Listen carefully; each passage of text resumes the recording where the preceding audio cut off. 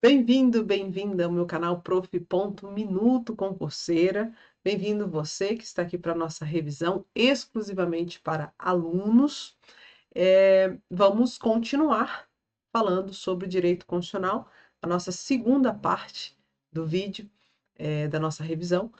Lembrando que a gente tratou bastante dos direitos fundamentais dentro do primeiro bloco, e os direitos sociais, o artigo 7º, que tem que estar na veia de vocês, tem que estar no seu DNA já. E agora a gente vai tratar de outros tópicos mais recorrentes em TRTs pela banca FCC, ok? Então a gente vai... A minha intenção realmente é terminar a aula em 1 hora no máximo, tá? Mas pode ser que a gente ultrapasse um pouquinho. Bom, como esses vídeos vão estar aí disponíveis para você pelos próximos 20, 30 dias, então dá tempo de você assistir com calma. Se quiser acelerar, aí coloca na velocidade 1.25, 1,5, 2, não mais do que isso, tá? Porque isso pode prejudicar aí o seu entendimento. Então, aí fique à vontade para acelerar o vídeo e assistir quantas vezes você quiser esse vídeo, tá bom? Vamos para a nossa segunda parte da revisão para o TRT de São Paulo, Direito Constitucional. Lembrando, se você tiver interesse nas nossas aulas, é só entrar em contato aqui pelos comentários que a equipe entra em contato com você, tá bom? Bora para os nossos slides. Deixa eu ver aqui. Erro técnico, né? Deixa eu ver se aparece aqui o nosso slide. Apareceu, tá? Nós terminamos a aula passada no empregado doméstico, que eu deixei aí os direitos, né? Que vocês têm que memorizar isso. Não tem como eu trabalhar aqui rol que a banca vai cobrar de forma literal, tá certo? Então, façam o dever de casa também nessa nossa revisão TRT de São Paulo. Eu acho que eu vou ter que sair aqui só para a gente visualizar bem a questão, tá? Então, vamos lá. Agora a gente começa a trabalhar aí diversos pontos da Constituição Federal. Considere a Constituição Federal de 88 para responder à questão. Os tribunais regionais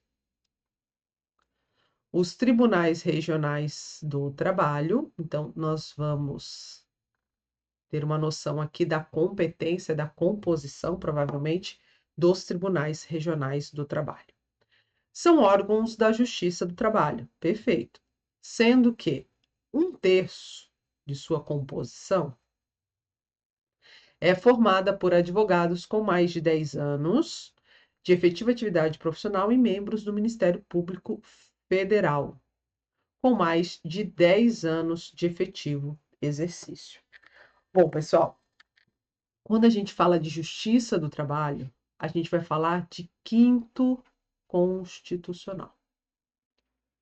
Isso é uma premissa que vai servir para vocês excluírem outras questões, né, outras assertivas como essa. A gente não fala em terço, tá? E aqui, cuidado que não é o Ministério Público Federal. Embora o MPT faça parte do MPU, que não deixa de ser federal, tá? O MPF, ele é uma estrutura dentro do MPU, assim como é o MPT, tá? Então aqui a gente encontra 2 erros nessas assertivas de fácil entendimento, tá? É visível esses erros nas questões.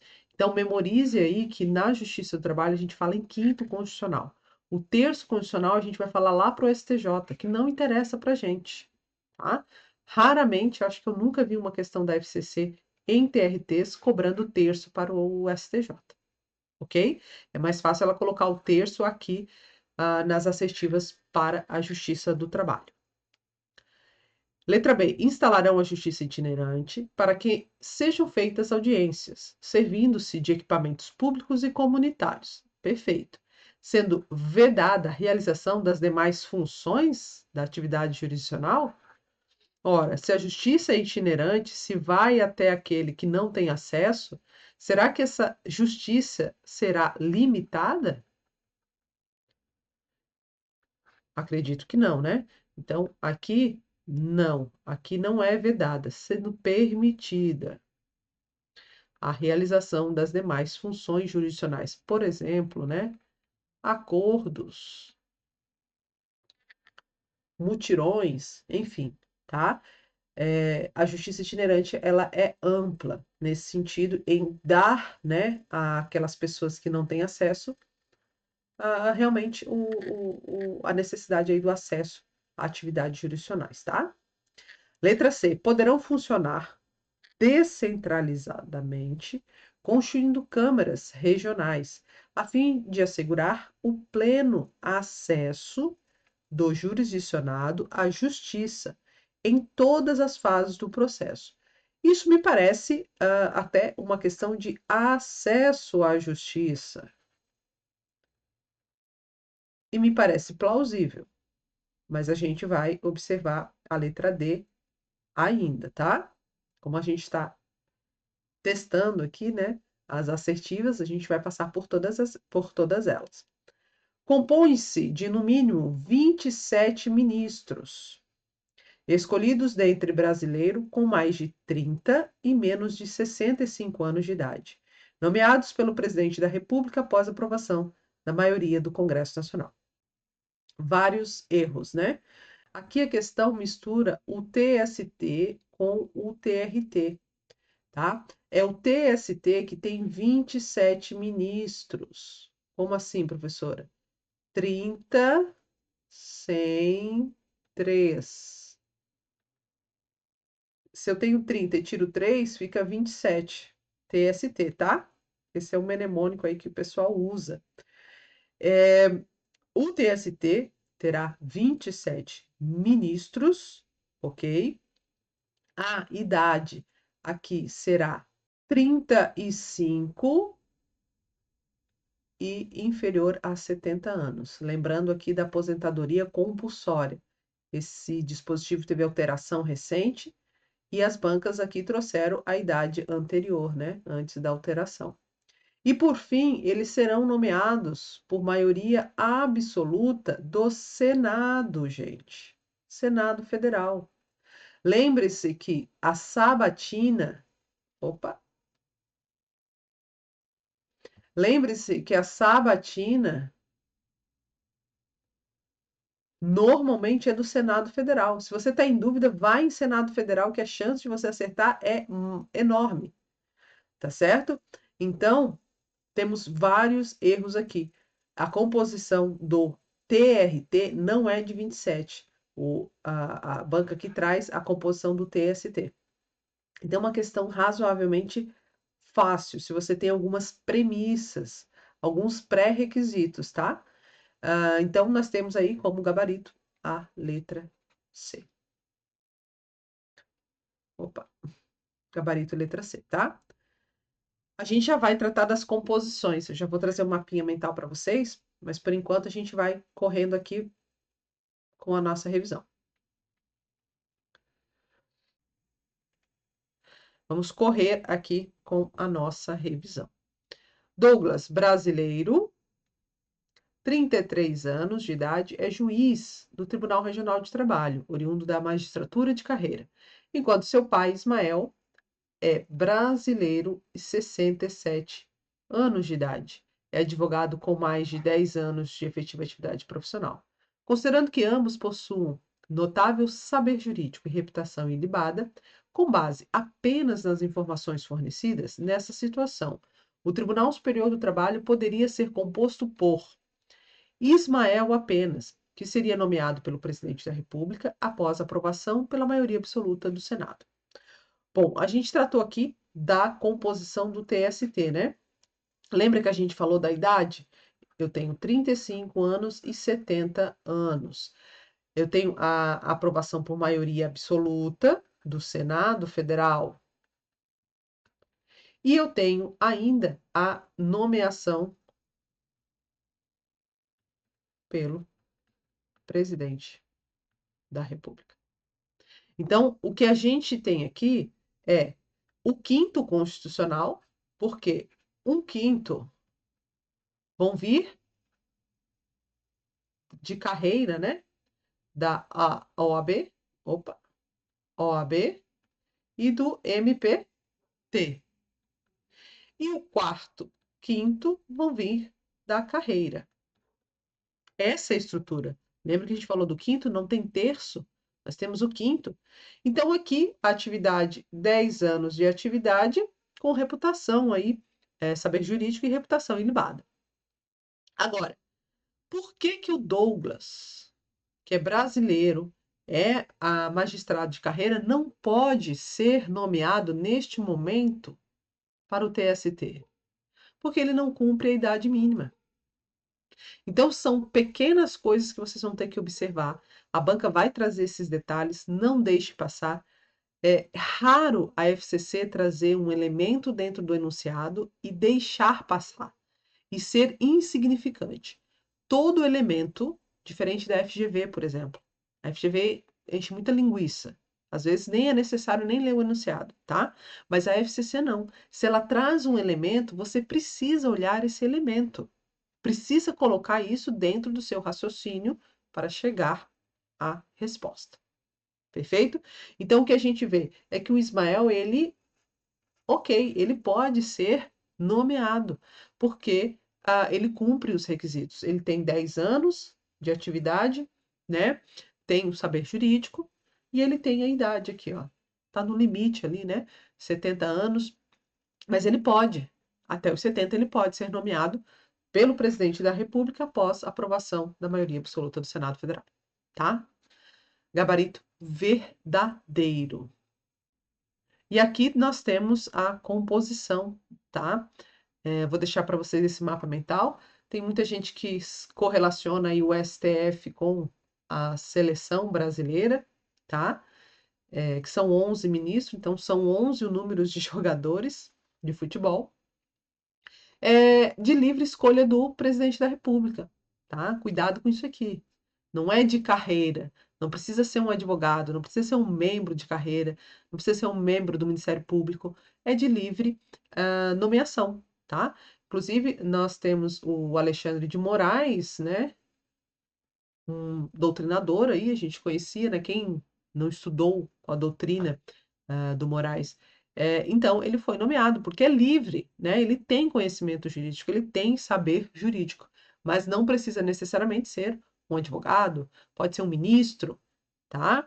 Então, nós temos aí essas indicações livres pelo presidente da República, mas eu preciso da sabatina. Quando eu falo de sabatina, eu estou falando do Senado Federal. Não é Congresso, não é Câmara, é Senado Federal. Precisa ser brasileiro nato, porque a gente já falou, né? Ele pode vir a ser o presidente da República. Mínimo de 35 e máximo de 70 anos, sabatina por maioria absoluta do Senado. O STJ, você vai lembrar da idade de Cristo no falecimento, que é o quê? 33 membros. Aqui eu tenho um terço. Aqui eu tenho um terço constitucional, que é um terço de desembargadores do TJ, um terço de juízes do TRF e um terço aqui do Ministério Público e da OAB. Perfeito? Isso aqui é pegadinha. Esse terço aqui é pegadinha. Mínimo de 35 e máximo de 70 também. E sabatina pelo Senado Federal. O TST, nós já falamos, né? 30 sem 3, 1/5 do Ministério Público e OAB e demais juízes de carreira. 35 anos, 70, sabatina, maioria absoluta do Senado. E o TSE, 7 membros. Todos 7, né? Ou você pode escrever 7 assim, né? Jogar o T para trás, né? E aí vira 7. Então você consegue lembrar que o TSE é 7. 7 membros. 3 ministros do STF e 2 ministros do STJ e, claro, lista sexta, 2 advogados da OAB. Mínimo de 35 anos e não tem máxima. Cuidado, ó. Pegadinha, tá? E não há também sabatina pelo Senado Federal. Até porque eles já foram aqui, né, ministros. O que teria aqui seriam os advogados. Mas não temos aí a sabatina, tá? Até porque é um cargo provisório, tá certo? É temporário esse cargo. E o STM, que é o Supremo Tribunal Militar, todos somos mocinhas, né? Mulheres ficavam mocinhas aos 15 anos. Eu prefiro ver, né, aos 15 anos você é debutante, né, ser apresentada aí à sociedade aos 15 anos. Então, são 15 membros, 10 oficiais do Exército, Marinha e Aeronáutica, 5 civis, no mínimo 35 anos e no máximo 70. Ó, aqui nós temos o máximo, tá? É só para os ministros civis, não para os oficiais. E sabatina, do maioria simples, ó. Aqui é a maioria simples do Senado Federal. Fica aí esse mapa mental para vocês revisarem no dia anterior da prova, tá? Pode revisar aí que fica fresquinho na cabeça de vocês. Vamos para mais uma questão. Analise. Jordana, brasileira nata, 25 anos de idade, professora. Karen, brasileira naturalizada, né? Brasileira naturalidade, 40 anos de idade, advogada. Clauber, brasileiro nato, 18 anos de idade, estudante no ensino médio. Com base apenas nas informações fornecidas e sem considerar as condições de elegibilidade, aqui não cogitadas, sabendo-se que Jordana deseja se candidatar a governadora. Vamos lá. Jordana, governadora. Clauber deseja se candidatar ao cargo de deputado estadual. Clauber, ó. Viu como a banca inverte aqui, ó? Ela coloca essa sequência, mas no enunciado ela inverte? Cuidado com isso. Clauber, deputado estadual. E Karen deseja se candidatar à presidência da República. Então, aqui, presidência da República. Ok. Nas situações descritas das eleições gerais, Jordana será. Aqui, eu acho que eu não coloquei, peraí, deixa eu ver aqui. Eu não coloquei as assertivas, então a gente vai analisar apenas a inelegibilidade para os cargos, tá? Não coloquei. Então a gente vai analisar aqui os cargos. Vamos lá, para governadora. Tem gente que usa um mnemônico, né? É 35, 30, 21, 18, que é o número do telefone. 35 é a maioridade, é a sabedoria para os cargos de alto escalão. Então, nós temos aqui 35, nós temos presidente e vice, Senado Federal. Esses são os top fives, né? Aí da estrutura política do Brasil. Com 30 anos, eu tenho o governador. Até porque, né, eu preciso de uma idade aí um pouco mais, com mais experiência, porque ele vai governar o Estado. Então, tá muito parâmetro aí para os, como as competências, atribuições niveladas aí como o Senado, né, com o interesse do Estado. O Senado tem um interesse no Estado, então, assim como o governador. 21 para tudo o resto. Por quê? Porque 18 anos é para vereador. É a idade mínima, tá? Então, os demais cargos aqui fica com 21. Só não esqueça do juiz de paz, tá? Que vocês costumam esquecer, beleza? Então, com base nisso, a gente vai dizer: Jordana será elegível ou não para o cargo de governadora? Bom, para governadora eu preciso de quantos anos? 30. Jordana tem 25, não pode. Inelegível. Não pode. Karen, brasileira naturalizada, 40 anos de idade, advogada, pode se candidatar à presidência da República? Bom, ela tem 40 anos, passa aí da idade, mas a naturalização dela não é nata. Então, Karen também é inelegível, porque não é brasileira nata. E eu preciso ser brasileira nata para ser presidente da República. Clauber, brasileiro nato, tem 18 anos e quer ser o quê? Deputado estadual. Ele precisaria de 21 anos. Então, também inelegível pela idade, tá? Então, memorizem aí esse mnemônico, né? 35. Deixa eu sair aqui um pouquinho. Opa, para vocês verem aí as nossas anotações, tá? Então, memorizem esse número, né? Dizem que é um número, né? 35, 30, 21, 18. E lembre-se de que a maioridade aí, política é 35 anos, tá? E cuidado com casca de banana. Presidente da República, vice-presidente, presidente da Câmara, presidente do Senado, tá? A gente viu aí o rol de cargos privativos de brasileiros natos, ok? Cuidado com isso. Todos são inelegíveis. Thaís, brasileira, é estudante de direito e tem 19 anos de idade. Ok? Brasileira, que não disse o tipo de brasileira, né? Seu pai, Arnaldo, brasileiro, é analfabeto e tem 50 anos de idade e trabalha como auxiliar de obra. Sua avó, Cacilda, brasileira, é professora aposentada e tem 55 anos. Professora. Considerando apenas as informações fornecidas, sabemos que todos gostariam de entrar para a vida política, para Thaís, o alistamento e voto são.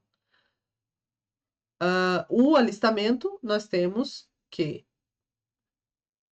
a idade de 16 anos é facultativa. Veja, que é o único dado que a banca deu para a Thaís foi a idade. Então, obrigatória aos 18 anos. Ok? Então, já verificamos. Thaís, o alistamento e o voto são obrigatórios? Perfeito. E ela pode ser eleita vereadora? Pode? Pode. Por quê? Porque a idade mínima é 18 anos, nas eleições municipais. Para Arnaldo, o alistamento e o voto são facultativos. Por que que é facultativo? Qual foi a informação que a banca deu? Que ele é analfabeto. Então, nós temos que, para o analfabeto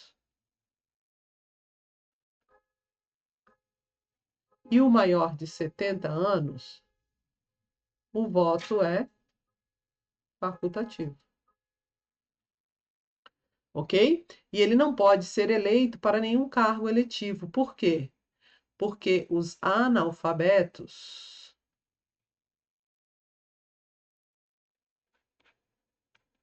eles não têm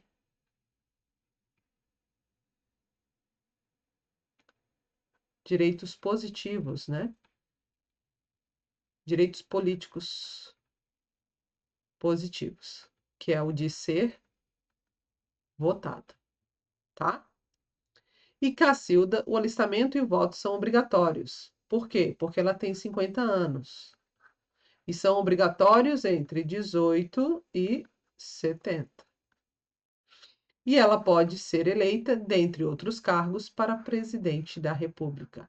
Vamos ver se ela é nata, né? Ó, sua avó Cacilda é brasileira, não falou se ela. Aí né, dá para impugnar aí essa questão, porque ela tem a idade, mas deveria ficar claro que ela era uma brasileira nata, tá? Cuidado com essas questões.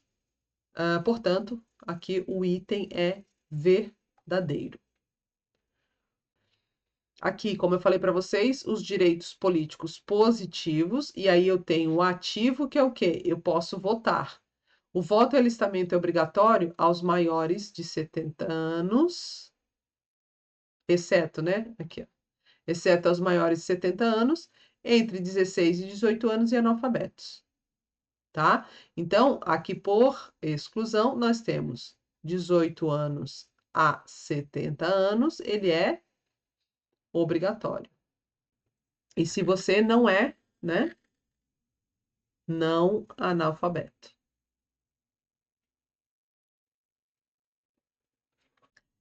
Passiva, então, que é o caso lá do pai, né, da Thaís, ele não pode ser votado. Por quê? Nós temos a faixa etária, que nós falamos aí, né, o número 35, 30, 21 e 18.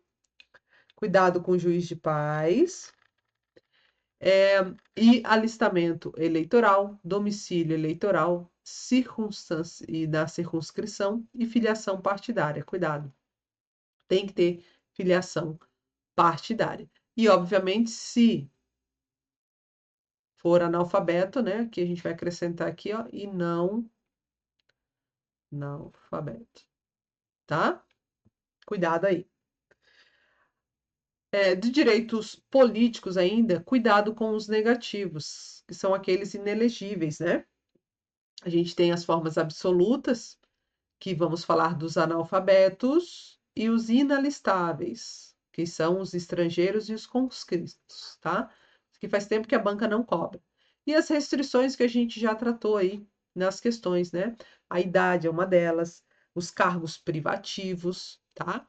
E, claro, por parentesco ou reflexa, até segundo grau. Então, se eu tenho lá um prefeito,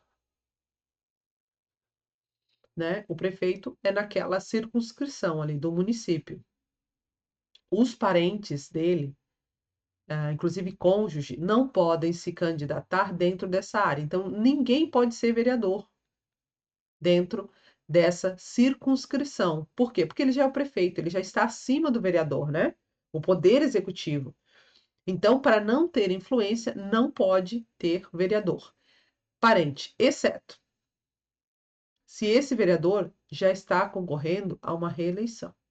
Se ele já era vereador e aí veio o prefeito, conseguiu o cargo, aí ele pode se candidatar à reeleição, tá? Isso se aplica-se a filhos, a cônjuge, tá? A parentesco até o segundo grau. Pais do prefeito, né? E tomem cuidado também com as hipóteses de perda e suspensão dos direitos políticos. Por exemplo, a condenação por improbidade administrativa. E lembrando que não existe cassação de direitos políticos, tá bom? Não tem cassação. Ou você perde ou você tem suspenso. Normalmente é suspenso. Perfeito? Bora lá. Esses aqui eu vou deixar para vocês darem uma lida, que a FCC cobra pouco, tá? Tem cobrado menos essa parte. Essa que a gente explanou é que tem aí, a banca tem cobrado muito mais. Alguns mapas mentais, pessoal, eu vou deixar aí para vocês, só por desencargo de consciência, tá? Mas são esses temas aqui que a banca vem cobrando nos últimos 3 anos. Então, todas as provas dos últimos 3 anos, a banca cobrou algum ponto desses assuntos que a gente está falando. Então, é importante que vocês assistam a aula e vejam os mapas mentais. Bora lá? Eu vou ter que sair de novo aqui para não estragar o seu plano, né? O seu mapa mental. Bora lá. Princípios fundamentais. Esse é um tema que eu não vou perder tempo aqui para vocês, porque isso tem que estar. Até voltar aqui, porque isso tem que estar na mente de vocês. Eu trouxe aqui alguns mnemônicos, né? Já conhecidos de vocês.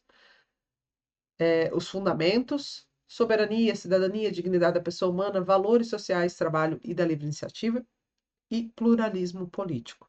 O preâmbulo que cabe aqui algum ponto, né?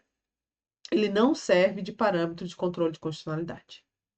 Então, não é porque, por exemplo, a Constituição do Acre não tem a invocação de proteção de Deus no seu preâmbulo, que ele é algo que possa ser considerado inconstitucional, porque ele não é norma, ele não é impositivo aos demais, ele não constitui simetria com as demais, né, com o poder derivado, tá? Então, cuidado com isso. A banca pode cobrar essa jurisprudência. E não é norma de reprodução obrigatória. Ou seja, tem Constituição estadual que não precisa ter preâmbulo, por exemplo. e muito menos invocar a Deus, ok? Até porque o nosso Estado é um Estado laico. Estado laico não quer dizer que não tenha religião. Quer dizer que oficialmente não se tem uma religião, mas aceita-se todas as religiões dentro do território, tá ok? Não é que é um país ateu, não acredita em nada. Não. Nós temos as religiões e elas convivem harmoniosamente dentro do Estado democrático. Perfeito? Objetivos. Então, aqui nós trouxe para vocês um mnemônico que vocês usam. Os princípios. Esse aqui a banca gosta muito, tá? Então, memorizem esses princípios internacionais. Em pânico, só decore, né? Ou decore mesmo sem pânico, ok? E o Estado aqui, né? Regime, isso aqui a banca deixou de cobrar, né? Mas é bom dar uma revisada aí um dia, 2 dias antes da prova. Bora lá, para as nossas questões. Considere direito civil, processual, tributário e financeiro, proteção à infância e à juventude, sistema de poupança, captação e garantia da poupança popular, organização do Sistema Nacional de Emprego e sobre custas dos serviços forenses, desapropriação. Compete privativamente à União legislar, dentre outras matérias sobre. Pessoal, aqui a banca cobra demais o artigo 22. Muito mesmo, tá? E o que a gente faz para memorizar? Vocês pegam as mais curtas, por exemplo, desapropriação, eu sei que está lá no artigo 22. Porque é mais fácil de memorizar, né? A desapropriação é mais fácil. Então, eu já vou nas menores.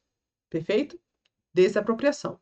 Bom, como a gente vê aqui, a A não pode ser e nem a D. Agora, eu vou falar para vocês um macetezinho que aparece lá no artigo 22, que é quanto os sistemas. Vocês vão observar, pode até abrir aí o artigo 22, vocês vão observar que tudo que é sistema é de competência privativa da União. Tudo. Tudo que é sistema é privativa da União, exceto. Exceto. Marquem aí. Sistemas de recursos hídricos. Então, a única exceção é essa aqui. Falou em hídricos, vocês acendem o alerta. Se não falou, falou sistema de poupança, captação, garantia poupança, falou em dinheiro, recursos, é da União. Combinado? Então, nós já temos que a 3 também é a nossa resposta. Ó. E aí a gente anula o item E. Agora vamos pensar racionalmente. Direito civil é até razoável que a União, né, tenha legislação privativa. Mas tributário faz sentido algum? Por quê? O IPVA não é um direito tributário? Não é direito do Estado? Como é que a União vai legislar sobre direito tributário exclusivamente, privativamente? Não tem como. Então, tributário, nem pensar. E financeiro também não. Assim como orçamento. Porque cada estado, cada município não tem o seu próprio orçamento, financeiramente, então não tem como ser privativa da União, tá? Nestes casos, eu vou colocar aqui o estado, os estados, né, e o Distrito Federal, para legislar concorrentemente, tá? Então, tentem encontrar palavras que façam a exclusão. Como eu falei para vocês, busquem os erros. É muito mais fácil você procurar erro do que o acerto, né? Tá? Porque às vezes você não tem certeza sobre aquele assunto, mas o erro você consegue encontrar, porque a banca te deixa muitas vezes expresso, tá? Lembrando, né, aquele macete, né, capacete PM, né? É isso? Capacete PM. Eu não sou muito boa de mnemônico, gente. Esse capacete PM é o artigo 22. E o PUFETO, que é um bichinho de estimação, né? São as matérias concorrentes, tá? Aqui está o orçamento, financeiro, penitenciário e aqui está tributário, tá bom? Aí a gente passa agora para o item 1, não é, né? Bom, também não era, né? Porque já tinha sido excluído automaticamente. O item 2, proteção à infância e juventude. Sempre que vier uma proteção, preservação, sempre que houver uma ação conjunta, aqui a gente vai ter uma competência concorrente, tá? Por quê? Não é só a União que vai proteger a infância. Não é à toa que tem Conselho Tutelar Municipal. É uma ação conjunta entre todos os entes federados, tá? Então, se tiver uma ação entre estados, então eu não posso incluir ela aí no artigo 22, tá bom? Então a 2 também não é, porque também já estava automático, né? Então vamos para a quarta. Organização do Sistema Nacional de Emprego. Bom, se é nacional, e aqui você vai relacionar com direito do trabalho, que é uma competência privativa da União. Então, você vai relacionar a organização do sistema de emprego. É correlacionado. Então, nós temos, está lá no artigo 22, e sobre custas dos serviços forenses. Aí aqui você vai ter o mesmo pensamento que a gente teve com o tributário. O TJ, que é do Estado, não vai poder legislar sobre as custas dos seus serviços? Não faz sentido, né? Então, errado. Então, nós temos aqui que a 4 está incorreta. Em provas, claro que você não vai fazer essa análise toda, né? Você vai olhar ali, opa, eu só tenho que analisar se o quarto item está correto ou incorreto. Você não vai perder tempo analisando um e a 2 ali, como a gente analisou, tá?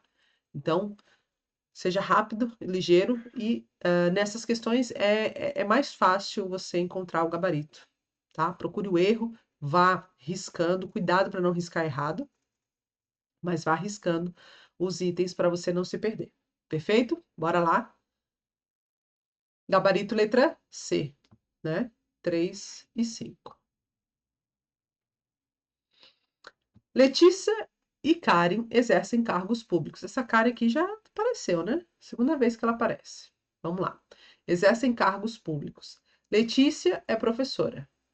Então, vamos botar aqui. E Karen exerce cargo. Aqui, acho que faltou.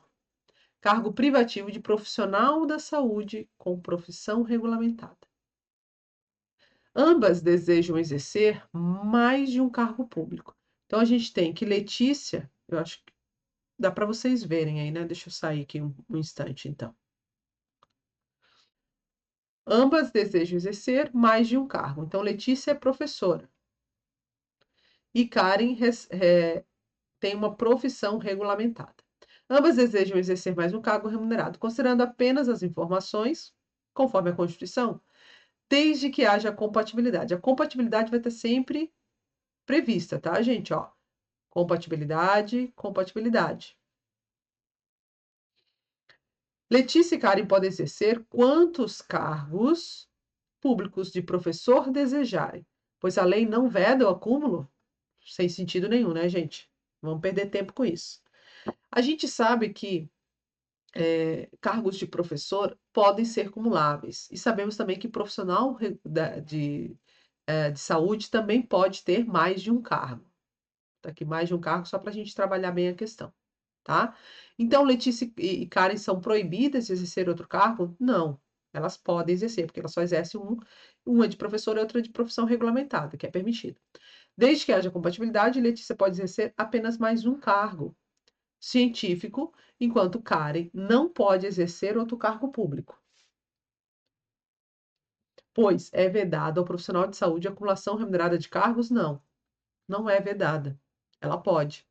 E letra D, a Letícia pode exercer mais um cargo de professora ou, vejam aqui, mais um cargo técnico ou mais um cargo científico, enquanto Karen pode exercer outro cargo ou emprego privativo de profissional de saúde, com profissão regulamentada. Então, nós temos aqui, bastava saber que elas poderiam exercer mais um cargo. O importante é que eu trouxe o que eu sabia, o básico, para dentro da questão. E foi possível resolver, tá? Então, gabarito, letra D. Vamos dar uma olhada quais são os cargos que podem ser. Vou pegar aqui a Constituição, só para a gente relembrar. É vedada a acumulação remunerada de cargos, exceto quando houver compatibilidade de horários. Há 2 cargos de professor. Então, a resposta lá caberia mais um cargo de professor. A de um cargo de professor, ou seja, com outro técnico ou científico. A de 2 cargos ou empregos privativos de profissionais de saúde com profissões regulamentadas.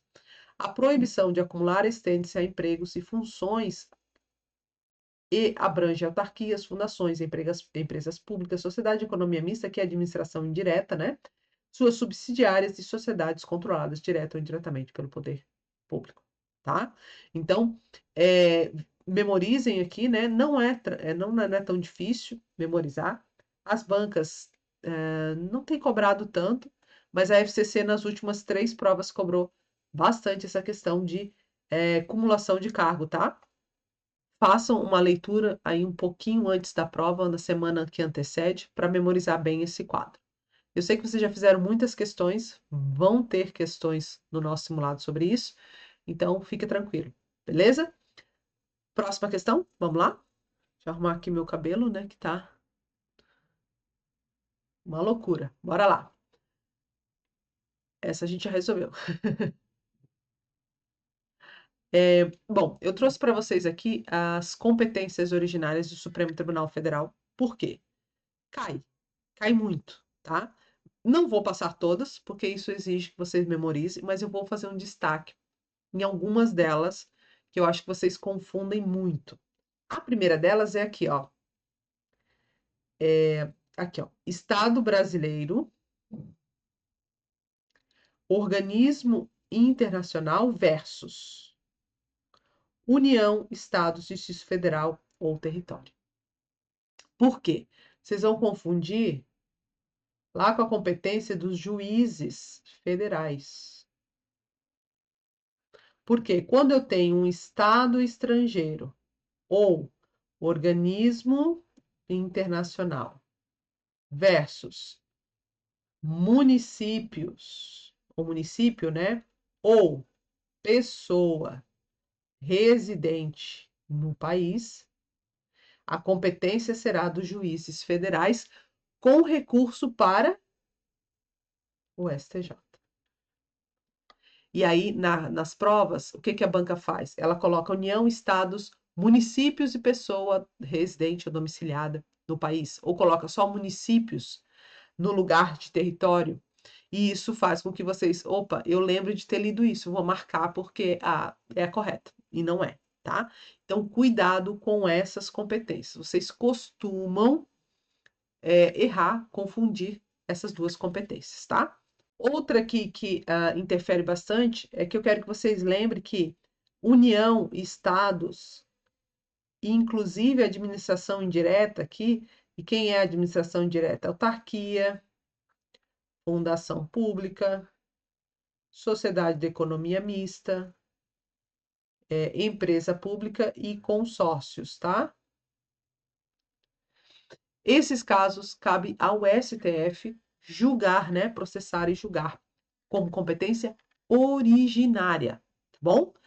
Vocês costumam também esquecer, né? Da administração indireta nessas competências. Porque entre União e Estado, você sabe que tem o STF que tem que decidir, né? Porque são 2 poderes, 2 entes federativos. Então, você vai acabar pensando uma premissa maior que cabe à Corte Suprema decidir os conflitos, tá bom? Outro ponto aqui, ações contra o CNJ e o CNMP, seja ela constitucionais ou não, ou seja, não só remédios constitucionais, mas também outras ações ordinárias. Cabe ao STF, quando houver essa no polo passivo, o CNJ ou o CNMP. Cuidado com isso aqui, por quê? Porque passaram por diversas jurisprudência, né? A jurisprudência ficou, uma hora era só remédios constitucionais, outra hora só lei ordinária, incluíram tudo, enfim, houve diversas alterações aí no decorrer do tempo. Atualmente, tanto as ações ordinárias quanto as ações constitucionais, por exemplo, os remédios constitucionais, cabe ao STF julgar, tá? Então, eu acredito que sejam essas três que têm a maior incidência de erros e de dúvidas de vocês. Mas leem as demais. Lembre-se que o STF ele vai julgar os cargos altos do poder público. Então, presidente, vice-presidente, nós temos aí os próprios ministros do STF, tá? Porque depois do STF, só Deus pode julgar, né? Então, quem vai julgar os próprios membros do STF? O próprio STF, tá? Porque não tem outra instância maior, perfeito? E quem julga a jurisdição é do Poder Judiciário. Eu sei que você sabe que o Poder Executivo pode exercer jurisdição, o Poder Legislativo pode exercer jurisdição, mas a questão que a gente está tratando aqui de poder de julgar jurisdição é do Poder Judiciário. Então, STF, na dúvida, se é né, se é um cargo de alto escalão, daquela sabedoria dos 35 anos que a gente falou, STF, tá? Mas dê uma lida aí no nosso mapa mental, ele tá bem redondinho para você dar uma lida aí na semana da prova. Com relação aos partidos políticos, eu vou pedir atenção para vocês, tá? Porque a banca tem cobrado muito sobre partidos políticos nas provas do TRT. É que você acha que não vai cair, né? Porque não tem nada a ver com TRT, mas cai. Após adquirirem personalidade jurídica na forma da lei civil, ou seja, eles são uma associação, né, privada, de direito privado, tá? Partido político tem natureza de direito privado. Cuidado. Eles registrarão seus estatutos no Tribunal Superior Eleitoral. Os partidos políticos, eles têm uma característica de serem nacionais. E se eles são nacionais, o registro tem que ser na Corte Suprema Eleitoral, que é o TSE, tá? Memorizem essa premissa aí que vão ajudar muito vocês na hora de resolver as questões. Então, quanto ao item 1, ele está correto, porque eles têm uma dupla personalidade. Assim como ocorre com o sindicato, né? Vocês estão acostumados. O sindicato ele tem que ter o registro lá no Ministério do Trabalho e Emprego, para ele poder representar a categoria. E aqui é do mesmo jeito. Aqui eles precisam registrar seus estatutos no TSE, tá? Justamente para ter essa dupla personalidade, a personalidade política. Porque lá na forma civil eles adquirem a personalidade civil. É no TSE que eles adquirem a personalidade política. Então, o item 1, correto. Então, vamos ver o item D. Não, que não. Ficamos aí com 3 assertivas. É a eles assegurada a autonomia para estabelecer regras sobre escolha, formação e duração de seus órgãos provisórios, sendo vedado, por expressa disposição constitucional, o estabelecimento sobre escolha, formação e duração de seus órgãos permanentes. Faz sentido? Se eles têm autonomia e se eles são uma associação de direito privado, por que que o Estado vai interferir na sua própria composição? Ou seja, é livre os provisórios, mas os permanentes, a diretoria, aí é vedado. Então, não faz sentido nenhum, né? Tá? Então, falso. Vocês têm que jogar, vocês podem ver que a própria assertiva se contradiz. Se deu autonomia, como é que não pode se estruturar permanentemente dentro dessa autonomia? Não faz sentido. Então, dois não é. Item 3. É a eles assegurada autonomia para estabelecer regras sobre sua organização e para adotar os critérios de escolha e o regime de suas coligações nas eleições majoritárias e proporcionais. As bancas têm cobrado demais isso aqui, tá? Coligações majoritárias e proporcionais. Por quê? Tivemos a emenda constitucional, eu acho que é 97 de 2017. E ela vedou coligações nas eleições proporcionais. Memorize isso. A banca tem cobrado muito, muito mesmo, tá? E dê uma olhadinha na emenda constitucional 97. 97 é 2017. Depois eu confiro para vocês, coloca aí no comentário se estiver errado, tá? Mas é a emenda constitucional de 2017 que alterou diversos requisitos aí, inclusive para o fundo especial, trouxe requisitos de transição. A banca não vai cobrar esses requisitos de transição, tá? Não a FCC. E nem a FGV cobra. Mas elas pegam lá da Constituição, trazem para a prova, e aí você tem que saber a literalidade, tá? E tem vários requisitos, então é importante memorizar. Eu até aposto na prova do TRT de São Paulo, nessa emenda constitucional aí, para a prova de vocês, tá? Gabarito letra E, então, né? Apenas o item 1. E aqui eu deixo para vocês um mapa mental dos partidos políticos, tá? Esse aqui é o recurso que eu falei para vocês do fundo partidário, que houve alteração aí com a emenda de 2017. Vocês precisam memorizar, tá? Mínimo de 3 votos válidos, distribuídos por 1/3 da unidade, no mínimo 2 votos por cada uma delas, tá? Ou, são requisitos alternativos, eleição de pelo menos 15 deputados federais distribuídos em pelo menos 1/3. Aqui, essas regras vão ser aplicadas para as eleições de 2030, mas as bancas já têm cobrado sem mencionar a sua vigência, tá? Então, cuidado com isso, ó. Emenda Constitucional 97 de 2017 que criou também, né?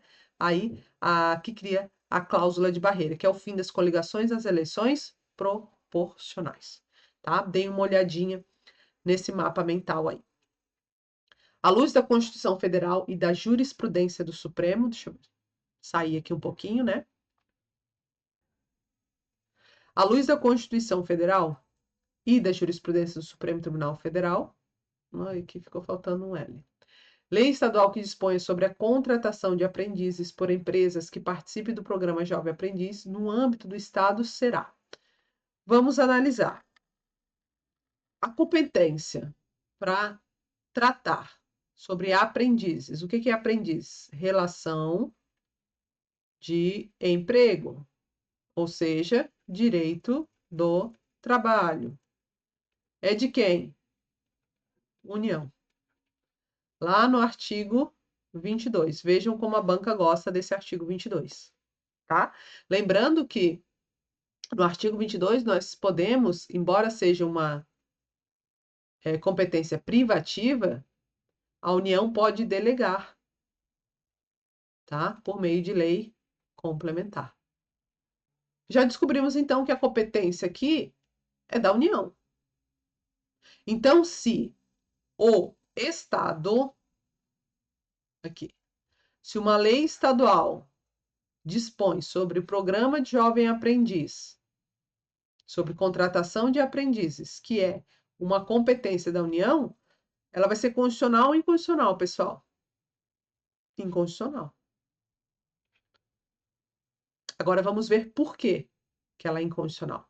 Inconstitucional por invadir competência legislativa privativa da União, cabendo ser objeto de ação direta de inconstitucionalidade perante o STF. Me parece razoável. Porque se ela é inconstitucional, ela vai ser atacada por ADI. E ADI, qual é a competência? Do STF. E a gente já falou aqui da competência legislativa privativa, do artigo 22. Inconstitucional por invadir competência legislativa privativa da União, cabendo ser objeto de reclamação? Não, né? Aqui a gente não está assegurando a competência de ninguém. Aqui nós temos uma lei estadual que vai de encontro à Constituição Federal. tá? Então, incorreta. Inconstitucional por invadir competência legislativa e privativa da União, cabendo ser objeto de reclamação perante o STF, uma vez que contraria a súmula. Não, nada disso, tá? Então, nós temos aí o gabarito letra A. Porque ele falou aqui, ó, é uma lei estadual. Lembrando que reclamação e súmula vinculante, eu acho que cai só para analista judiciário e oficial de justiça, tá? Oficial de justiça, avaliador federal. Não estou muito bem lembrada, talvez caia para técnico. Mas para analista administrativo, raramente cai súmula e reclamação para vocês, tá? Diante do que estabelece a Constituição Federal, no caso de haver agressão estrangeira que atinja territórios de alguns estados, vamos lá para as competências do presidente da República. Caberia ao presidente da República declarar guerra, autorizado pelo Congresso Nacional, ou referendado. Aqui, pessoal, a gente vai pensar novamente naquela questão de iminência, né? De guerra. Ora, eu estou sendo atacada. Eu vou procurar o Congresso Nacional para me autorizar a declarar guerra? Eu já estou sendo atacada. Não faz sentido, né? Cabe ao presidente, como chefe de Estado e governo, no nosso caso, decidir. Então, se a iminência exige que eu, ou exige não, né? Na verdade, que dê tempo que eu peça autorização para o Congresso Nacional, eu vou pedir. Mas pode ser que não tenha tempo disso. Então, eu vou declarar a guerra e vou pedir o referendo. Eu vou dizer, eu quero que vocês aceitem esse meu ato, né? Já depois de consolidado, tá bom? Quando ocorrido no intervalo de sessões legislativas e nas mesmas condições, decretar total ou parcialmente a mobilização nacional. Me parece razoável, né? Mas esse é um assunto que eu sei que vocês estudam bem pouco. Mas vamos trabalhar as outras assertivas, vamos buscar os erros. A princípio aqui, não me parece ter erro, porque eu posso declarar a guerra autorizado ou referendado pelo Congresso. E vejam, a própria assertiva me dá um exemplo em que eu não tenho como convocar o Congresso Nacional para pedir autorização se eu estou numa iminência agressão estrangeira. Letra B. Tendo em vista que o presidente da República exerce as funções de chefe do Estado e chefe do governo, e diante da urgência da situação, caberia a ele declarar guerra, convocando a mobilização das Forças Armadas, submetendo, contudo, a sua decisão ao Senado Federal. Ao Senado Federal, em 48 horas, é só o Senado que vai decidir sobre assunto nacional, porque é um assunto nacional, declarar guerra. Então, encontramos um erro aqui, né? Não é o Senado Federal, é o Congresso Nacional. Nós temos que perguntar também ao povo, não só aos estados. Lembrando que o Congresso Nacional é o povo e os estados. Câmara dos Deputados é o povo. Senado Federal, estados. Letra C. Como representante do povo, deveria o Congresso Nacional declarar guerra, independente da manifestação do presidente da República. Não. Primeiro, porque cabe ao presidente, exatamente por ser chefe do Estado e chefe do governo, declarar. Tá? Claro que com sua autorização ao referendo. E o Congresso Nacional, quando a gente fala de povo, o representante do povo não é o Congresso Nacional, é a Câmara dos Deputados.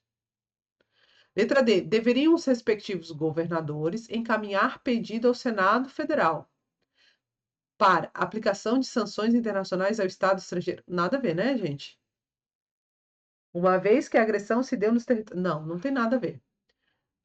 Estrangeiro é com a União. E quem é o representante da União? É o presidente da República. Tá? Então, nós temos aqui, por exclusão, gabarito letra A.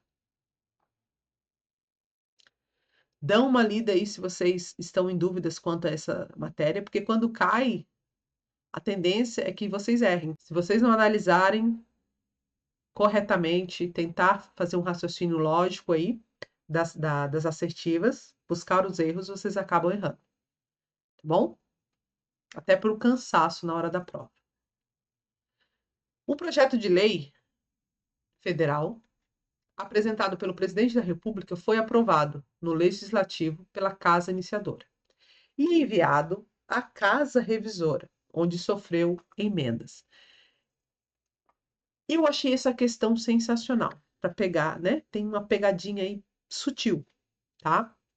Muito boa essa questão, por isso que eu trouxe para vocês, porque fala do processo legislativo que a banca vem cobrando. Cobrou nas últimas 3 provas aí, TRT 15, 7 e acho que o 6 também cobrou assunto sobre a fase do processo legislativo, tá? Então, bora lá. O que aconteceu aqui? Nós temos um projeto de lei federal que foi iniciado, então a iniciativa foi do presidente da República, ok? E quando eu tenho uma iniciativa, ou seja, ele criou um projeto e agora vai mandar para a casa respectiva. Quando eu tenho do presidente da República, a regra é que ela seja encaminhada para a Câmara dos Deputados, para o povo. Essa é a regra, tá? Há quem entenda que cabe ao presidente escolher, tá? Mas não é isso que cai em provas. A regra é que ele encaminhe para a Câmara dos Deputados, perfeito? E aí, essa casa aqui é chamada de casa iniciadora. Por quê? Ela é a que primeiro vai analisar o projeto, né? O projeto de lei, vai ver se é compatível com a Constituição, vai mandar para as comissões de Constituição. Então, vai haver aí uma discussão inicial e colocada em votação para a Câmara dos Deputados. E aí, nós temos o quê? Ela pode ser aprovada ou pode ser rejeitada. Se ela é aprovada, como no caso aqui da nossa questão, ela vai ser encaminhada a uma casa revisora. Nós temos só 2 casas. Se a casa iniciadora foi a Câmara, a casa revisora é o Senado. Ela vai ser a revisora. Ok? E essa casa revisora pode fazer a mesma coisa, ela pode aprovar ou rejeitar. Pode aprovar, inclusive, com emendas, ou seja, com alterações. E aí, neste caso, aprovada com emendas, o que acontece com esse projeto? No caso aqui, ela foi iniciada pelo presidente da República. A gente já encaminha ao presidente da República ou a gente retoma a casa iniciadora, porque a casa iniciadora não fez emendas, ela aprovou o projeto do jeito que veio. Quem vai revisar essas emendas que foram feitas? Não é o presidente, porque quem revisa é sempre o legislativo, não é? Não é ele que produz a lei? Então, neste caso aqui, ela tem que voltar para a casa iniciadora. Vai voltar o quê? As emendas, porque o restante já está aprovado. Combinado? Entenderam essa parte? Aí, uma vez aprovada, vai para o presidente da República sancionar, promulgar. Compreenderam? Revejam isso. Se você ficou em dúvida, reveja essa fase do processo legislativo, tá? Porque a banca vem cobrando bastante. Então, eu já dei a resposta, agora a gente só vai procurar a resposta, né? Eu quis trazer essa questão porque eu achei bem interessante. Será imediatamente enviado ao presidente da República, que aquecendo sancionará? Não. Vai ter que voltar para a casa iniciadora. Será imediatamente enviado ao presidente, que poderá vetá-lo, total? Não, né? O veto aqui é 15 dias, tá? 15 dias úteis. Ok? Contados da data do recebimento. Errado. Voltará para a casa iniciadora. Qual seja? O Senado? Não. O Senado é a revisora. E voltará à casa iniciadora, qual seja a Câmara dos Deputados. Tá? Questão interessante. Não sei se você achou fácil, difícil, enfim. Se você achou fácil, então beleza. Só passar para frente. Mas se você teve dúvidas, então revise aí esse tema. Dá tempo. Gabarito letra D. Pessoal, aqui eu trouxe para vocês alguns remédios constitucionais, tá? Banca gosta de quê? Habeas data. Opa! Habeas data. Ela é apaixonada pelo habeas data. Então, vejam aí esse mapa mental, revisem, façam muitas questões, porque a banca tem cobrado demais, demais, demais. O mandado de segurança, ela cobra lá em processo do trabalho, tá? Que a gente vai trabalhar muito bem o mandado de segurança lá em processo do trabalho na nossa revisão. Perfeito? Mandado de junção também, e cuidado com os efeitos. A teoria não concretista, concretista e intermediária. A intermediária está prevista na Lei 13.300 e o STF já vem aplicando essa teoria. Deem uma lida aí nessa teoria intermediária, que consiste o quê? No STF dar prazo para o ente político criar a legislação, né? Enfim. Ok? Antigamente, ele, como no caso do direito à greve, né? Direito à greve do servidor. O que o STF fez? Ele disse, olha, aplica-se a lei do direito privado, no que for compatível, tá? Se hoje fosse julgado esse direito, o STF daria um prazo para o Poder Legislativo confeccionar a lei de greve do servidor. Aí, caso ele não fizesse, aí sim ele poderia ir lá dizer, olha, aplica-se a lei do direito privado, tá? Então, cuidado com essas teorias. Com base nos aspectos constitucionais da Previdência Social, bora lá.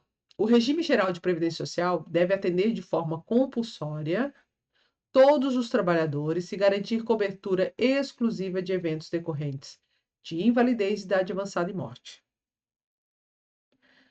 Gente, previdência social.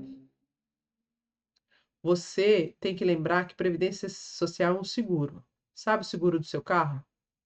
Então, se você deixa de pagar o seguro, bate o carro, o prejuízo fica com quem? Com você. A seguradora não vai pagar o teu carro. Não vai consertar teu carro. A previdência social é a mesma coisa. Se você não contribuir, você não tem seguridade no sentido de quê? Previdência. Por quê? Porque a seguridade ela vai abarcar a saúde e a assistência.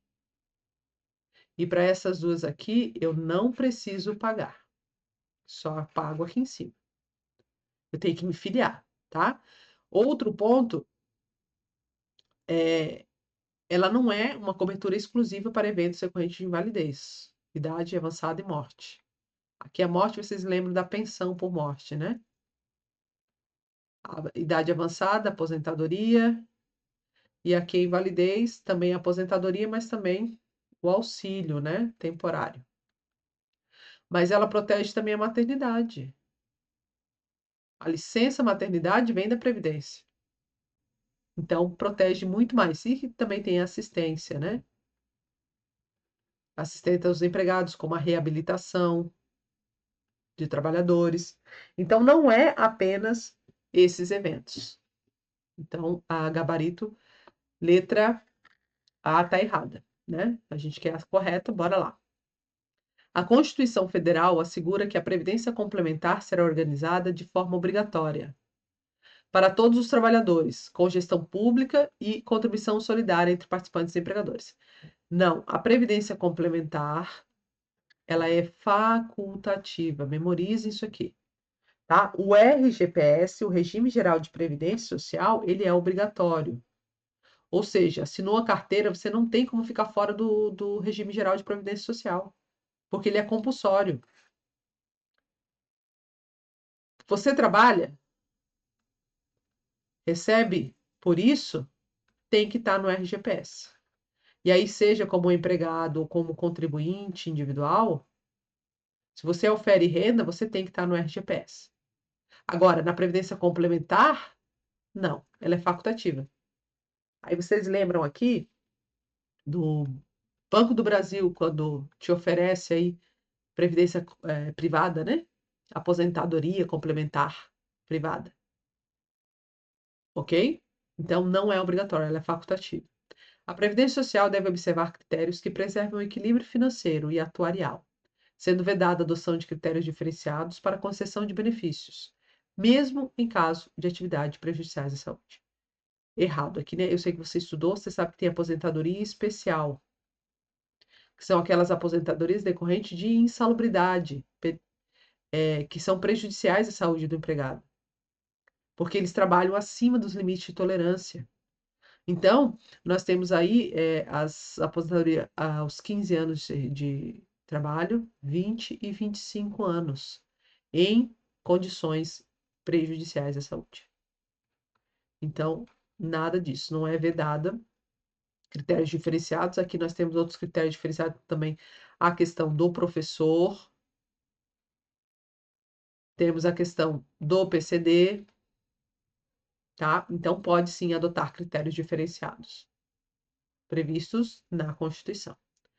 E letra D, a Constituição Federal estabelece que o regime geral de previdência social abrange, entre outros benefícios, a cobertura de eventos, doença, invalidez, maternidade, além da proteção do trabalhador em situação de desemprego involuntário. Lembra do seguro-desemprego? Então, a Previdência é que vai organizar, né, as diretrizes do seguro-desemprego. Então, gabarito, letra D.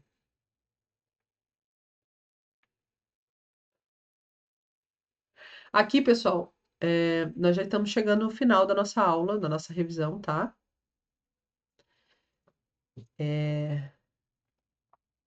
Passei um pouquinho aí do nosso tempo. Vou deixar esses 2 slides para vocês que vão fazer a prova de analista judiciário, cargo judiciário, e oficial de justiça. Por quê? Porque controle de constitucionalidade tem caído apenas para esses cargos.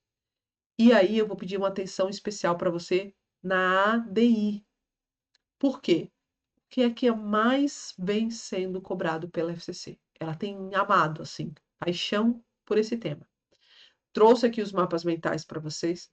Se você é nosso aluno no TRT desesperado, leia o resumo, pelo menos 15 dias antes da prova. Leia o resumo das ações diretas de inconstitucionalidade. Não precisa ler o restante. Lê apenas essa, que com base nisso você consegue, inclusive, excluir as assistivas se vierem outras ações de constitucionalidade, tá? Então, leiam os mapas mentais. Vou deixar para vocês aqui esses mapas mentais, tá? Para vocês lerem. 2 mapas mentais. Ação de inconstitucionalidade, que é a ADI, vocês têm que ler, e a ADI interventiva. Por quê? Porque ela confunde. Confunde demais.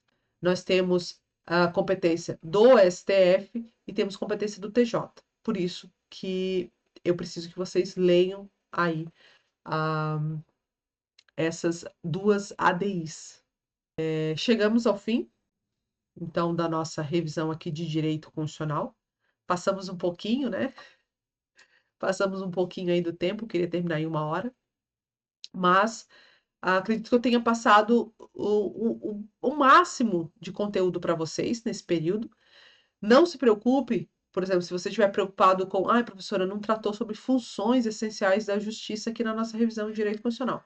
Porque isso a gente vai trabalhar lá em direito do trabalho, a gente vai trazer o Ministério Público do Trabalho, vai falar sobre o Procurador-Geral da República. Então, só para não ficar maçante a nossa revisão, eu vou trazer pontos que a banca cobra mais, porque as funções essenciais da justiça ela vai deixar para cobrar lá em direito do trabalho e processo do trabalho. A organização do tribunal, do Poder Judiciário, ela vai deixar para cobrar lá em processo do trabalho, tá? Então, não se preocupe se você sentiu falta de algum tópico, algum item aí do seu edital, porque a gente vai trabalhar isso, não trabalhando em direito do trabalho, direito do processo do trabalho, a gente vai trabalhar em direito administrativo. Vejam que eu trouxe poucas questões sobre serviço público, servidor público. Por quê? Porque a gente trabalha muito mais em direito administrativo, tá? Ela deixa para cobrar lá. Então, não se preocupem. Façam o dever de casa, vejam os mapas mentais, baixem os slides para vocês terem esses mapas mentais, revisem, vejam quantas vezes for possível essa aula e façam os simulados. Continuem fazendo as questões, né, do seu cronograma. E, claro, o nosso planner 60 dias, vocês vão perceber que agora a gente vai repetir alguns artigos dispositivos, algumas súmulas, justamente porque agora a gente vai aproveitar aí os temas que a FCC vem cobrando nos últimos anos, tá? Para a gente não errar, não pecar aí e não trazer e vocês acabarem se confundindo, ok? Te espero no próximo vídeo, na próxima aula, nossa aula, em Direito Administrativo, perfeito? Direito Administrativo para a nossa próxima aula. Comentem, curtam, se tiverem dúvidas, coloquem aí nos nossos comentários, a equipe vai responder vocês, tá certo? E, por favor, não compartilhe um link com outras pessoas, tá? Vocês pagaram por isso, então eu sei que, né, concurseiro tem essa questão da solidariedade, mas vocês, querendo ou não, vocês são concorrentes. Então, vocês pagaram para isso. Se outra pessoa quiser, informe os valores, tá? Se for o caso de indicação, professor, é um amigo, né? Enfim, entre em contato com a gente conversa, faz um desconto se for o caso de indicação, tá bom? Mas não publique, não divulguem aí os nossos links, porque eles são exclusivos para alunos ou para escolhidos, né? Seguidores escolhidos, tá bom? Te espero no próximo vídeo. Até mais, até breve.